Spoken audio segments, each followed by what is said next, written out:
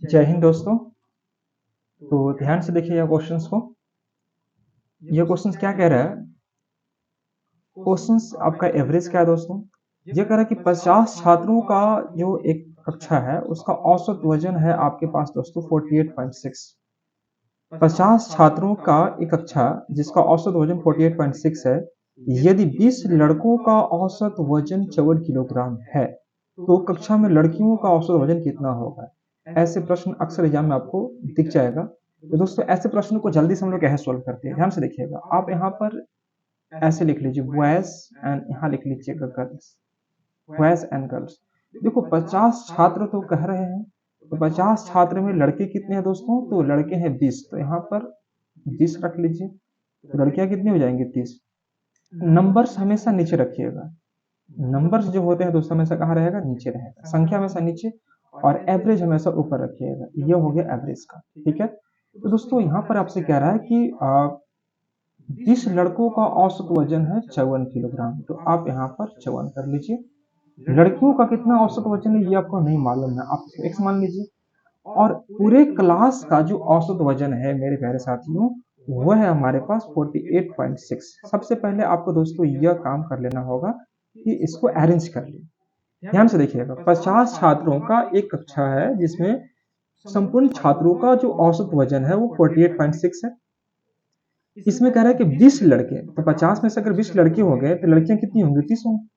तो 20 लड़कों का जो औसत वजन है वो हमारे पास है 54, ठीक है।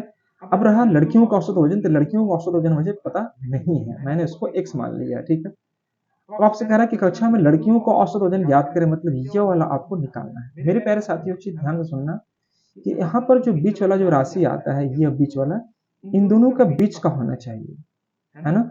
54 और यहाँ पर x का बीच का राशि होना चाहिए एवरेज में, ठीक है दोस्तों। मतलब हम यह कह सकते हैं इससे बीच का होना चाहिए।